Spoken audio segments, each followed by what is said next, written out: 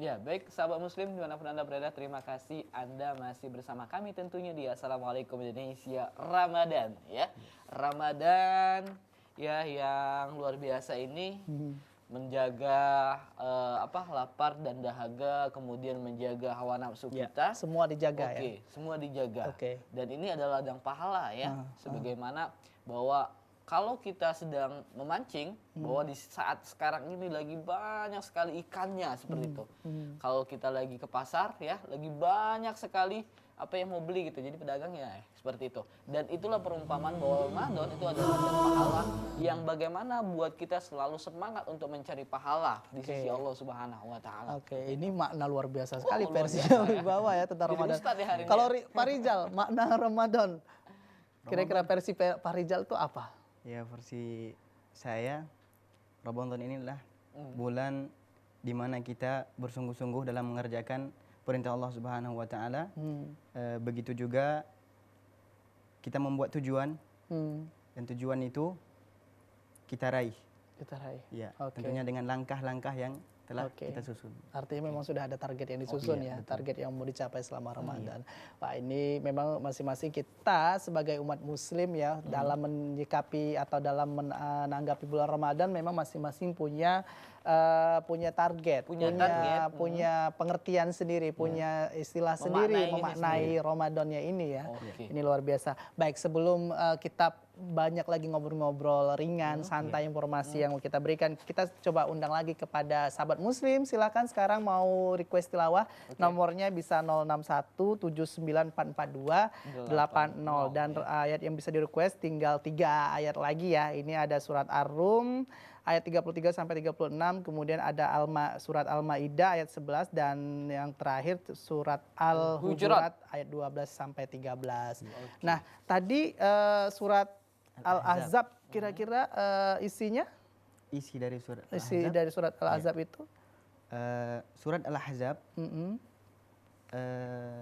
menceritakan tentang arti dari sebuah ketakwaan. Takwa. Iya, Oke. buah dari sebuah ketakwaan. Di mana jika seseorang telah bertakwa kepada Allah Subhanahu wa taala, maka ia akan mudah untuk melakukan yang namanya amal ataupun perbuatan-perbuatan kebaikan. Dan insya Allah Allah Subhanahu wa taala akan mengampuni dosa-dosanya. Oke. Jadi kalau seorang hamba sudah takwa, takut kepada kepada Tuhan ya, kepada Maha Pencipta, artinya pasti akan melakukan hal-hal yang diinginkan oleh Allah Subhanahu wa taala. Tentunya seperti itu. Jadi kalau kita bertakwa kepada Allah, tentunya pasti kita akan selalu melakukan apa yang diperintahkan Allah, kemudian menjauhi apa yang dilarang Allah Subhanahu wa taala. Karena memang itulah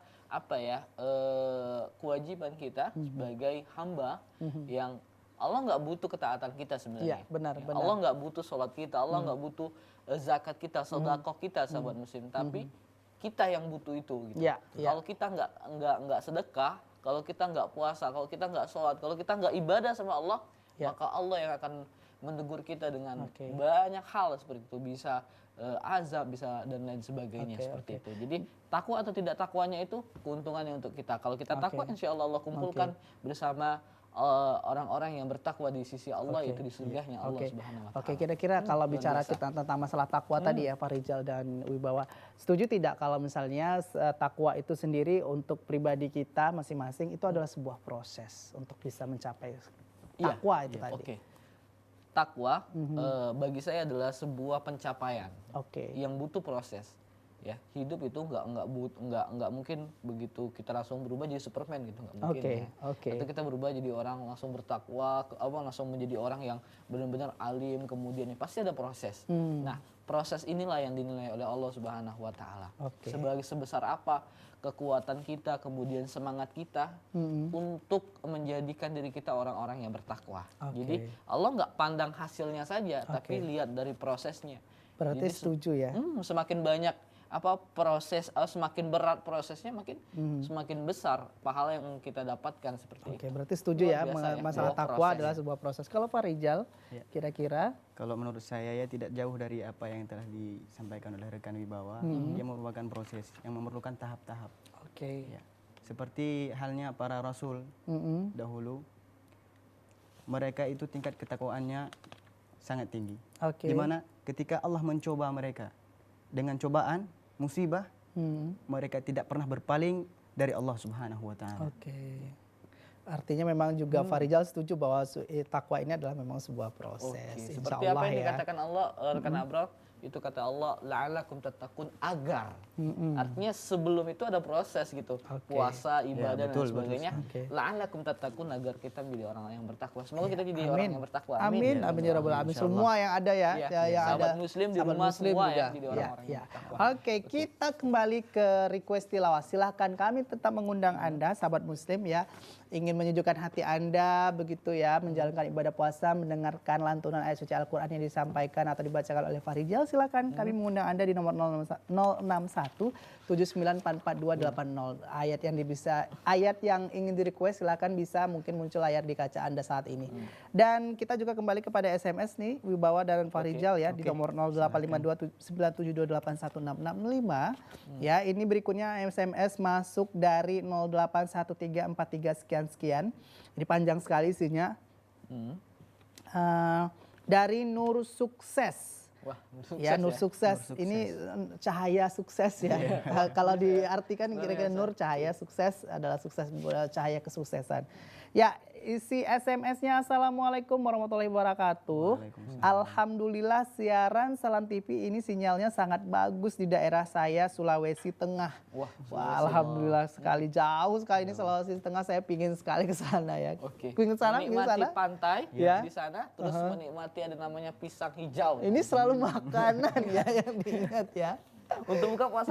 Iya. Mana tahu mungkin dari program ini kita bisa diundang ke sana ya, Wibawa dan Farijal ya. Ya, saya teruskan isi SMS-nya. Ini saya titip salam katanya buat A Farhan Al-Hidayah sekeluarga di Jambi Selatan. Di Jambi, ini juga dari ujung ke ujung ya.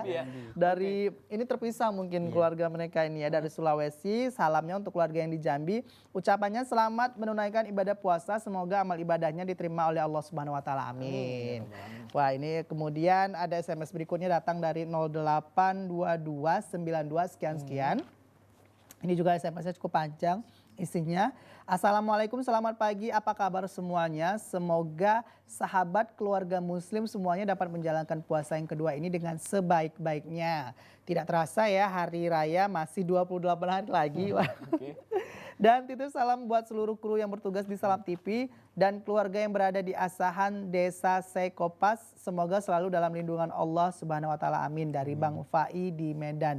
Amin. Wah, ini doanya juga untuk kita ya. Jadi buat para ya, sahabat muslim ya. Ya, buat para host, para kru, ada kameramen, kemudian para kru audio, MCR, editor, semua produser-produser ini disalami, didoain, semua berkah ya, diborong semuanya ya. Luar biasa. Aduh, jatuh dia. Ini semangat sekali rekan Abrol. Semangatnya dia nampak seperti tidak puasa ya, padahal puasa seharusnya seperti itu rekan Abrol ya. Nampak tidak seperti puasa. Iya, maksudnya semangatnya itu. Semangatnya nggak membedakan antara puasa sama nggak puasa dengan nggak puasa. Seharusnya seperti itu juga sahabat muslim ya.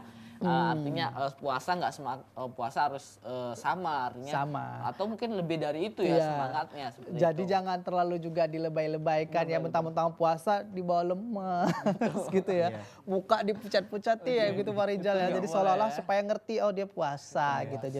Jadi jangan dikasih beban pekerjaan atau apa gitu. Dia lagi puasa sebenarnya enggak ya.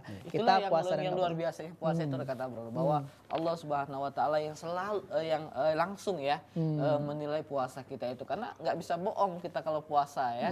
Maksudnya kalau sholat bisa saja pura-pura sholat depan mertua seperti itu ya. Bisa saja seperti itu. Tapi kalau puasa kan bisa saja kita makan di luar, begitu datang ke rumah masih seperti orang puasa dengan lemas dan lain sebagainya. Itulah keistimewaan puasa, bagaimana Allah Subhanahu wa taala menilai langsung seperti itu. Iya, benar sekali. Dan Wibawa sepertinya kotak boxnya sudah memberikan kode. Udah mulai. Angkat aku.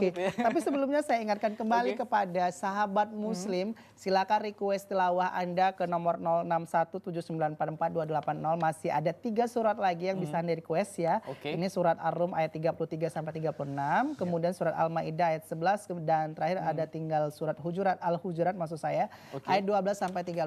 Nanti juga akan muncul di layar kaca Anda apa yang bisa Anda request ayatnya ya. Baik, ini sudah goyang-goyang sepertinya ya. Bawa kotak ajaibnya box kayak gitu ya. Jadi saya agak tegang sedikit ya mukanya ya. Oke, iya, kira-kira apa lagi yang bisa dibacakan oleh bawah ya isinya ya. Wah, ini seperti banyak sekali di dalamnya isinya ya, padat ya. Dan kita nggak bisa memilih yang mana yang mau kita sampaikan ya, karena memang kejutan ya. Nah kejutan dan ini juga artinya sahabat muslim tetap terus saksikan Assalamualaikum Indonesia setiap, maksudnya sampai akhir ya.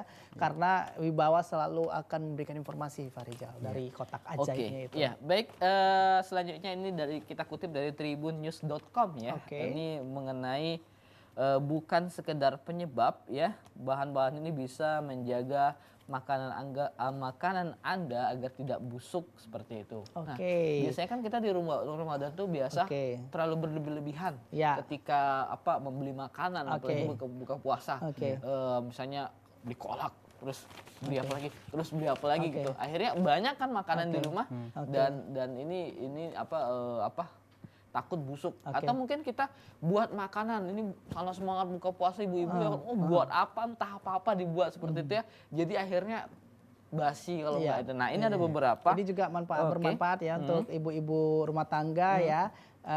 Ketika Ramadan ini kayaknya sepertinya tips ini akan sangat bermanfaat. Pengawet alami. Nah ini pengawet alami. Kalau kita takut dengan pengawet yang bisa merusak tubuh dan lain sebagainya, ini ada pengawet alami. Nah yang pertama itu adalah cuka. Nah, pernah dengar ya cuka ya? Cuka.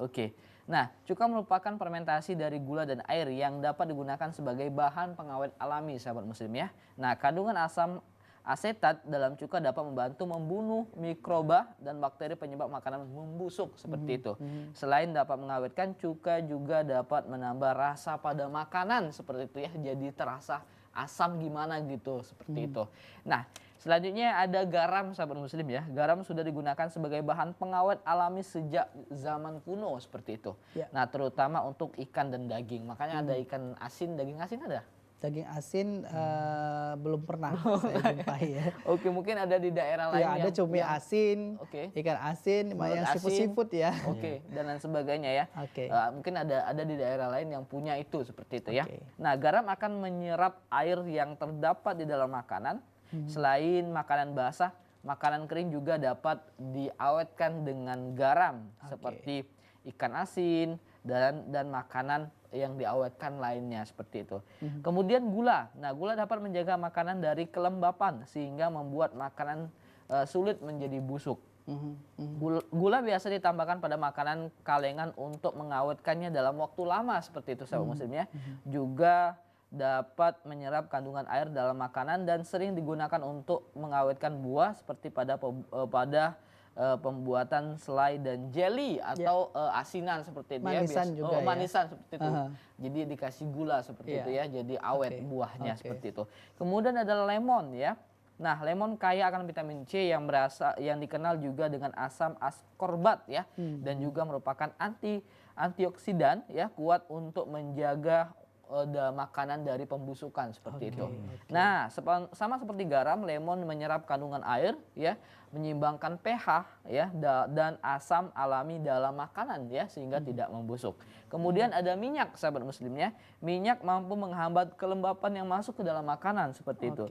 Nah, minyak juga merupakan antioksidan alami yang menghentikan proses oksidasi, membentuk lapisan pada permukaan makanan dan bersifat olefilik ya, yang membuat makanan menjadi bertahan dalam beberapa tahun seperti itu. Luar biasa ya. Jadi masak makanan sekarang, Ramadan tahun akan datang pun masih bisa mencicipinya lagi. Kemudian rempah ya, rempah seperti cabai merah ya, rosemary ya, cengkeh dan kayu manis dan lain sebagainya. Ini adalah bahan pengawet alami yang dapat juga membantu sahabat muslim untuk menjaga oksidasi pada makanan atau pembusukan pada makanan. Luar biasa. Ini Wibawa sebenarnya perlu diluruskan, bukan maksudnya makanan yang diolah kemudian dikasih. Itu tadi bukan. Bukan, artinya dalam mengolah bahan mentah makanan. Bahan mentah misalkan daging tadi ya, agar awet bisa bertahun-tahun mungkin diolesi minyak, kemudian baru disimpan begitu. Oh, seperti dalam. Itu ya. Jadi saya salah tadi ya. Jadi bukan makanan yang diolah kemudian dikasih minyak kemudian awet beberapa tahun, tidak. Tidak ya. Jadi ini bakal lebih ke olahan bahan bakunya. Misalkan tadi kayak seperti buah-buahan ya. Berarti kita harus klarifikasi juga sahabat muslim ya. Jadi bukan makanan yang sudah siap saji kemudian di ini. Saya soalnya nggak tahu buah-buahan yang saya makan aja. Tapi bisa juga rekan Awal, misalnya kita beli pisang atau mungkin buah-buahan lainnya seperti itu kan sayang busuk gitu, bisa dimanisin. Iya, kalau pisang memang udah manis. Maksudnya jadiin manisan. Jadi manisan. Iya, kalau pisang juga ya? Kalau pisang saya belum pernah melihat ada di manisan. Belum pernah. Biasanya kalau memang dari yang salak ya. Dari informasi yang tadi Wibawa sampaikan memang ada beberapa yang belum saya pernah temuin ya. Paling yang sering itu yang menggunakan garam dan gula. Oke, manisan ya. Ya, manisan. Jadi misalnya kalau gula ini memang bisa membuat bahan manisan tahannya awet memang begitu Wibawa. Jadi buah-buah yang dimanis ini malah unik-unik loh, kadang-kadang saya lihat ada dalam bentuk cabai. Cabai yang dimaniskan. Udah pernah makan cabai? Belum pernah ya. Kita coba ya. Terong dibuat manisan begitu juga belum pernah ya. Jadi terong rasa manis gitu. Iya, dimakan semua itu jadi manisan. Untuk lebaran cocok tuh. Iya. Kemudian ini pernah pepaya, daun pepaya, batang pepaya. Belum pernah ya. Nanti kita coba. Itu makanan khas buah-buahan Melayu, manisan Melayu di Langkat nanti. Diolah keripik juga itu bagian daripada pengawetan juga mungkin ya. Iya, oke. Sudah banyak kode dari kameramen begini-gini. Kru-kru sabar ya. Sudah banyak kode. Oke, artinya kita akan break dulu, nanti kita tahan dulu koriknya, nanti setelah break aja kita baru lanjutkan lagi membaca ayatnya ya. Dan sahabat muslim jangan kemana-mana, setelah jeda berikut kami akan kembali tetap di program Assalamualaikum Indonesia Ramadan.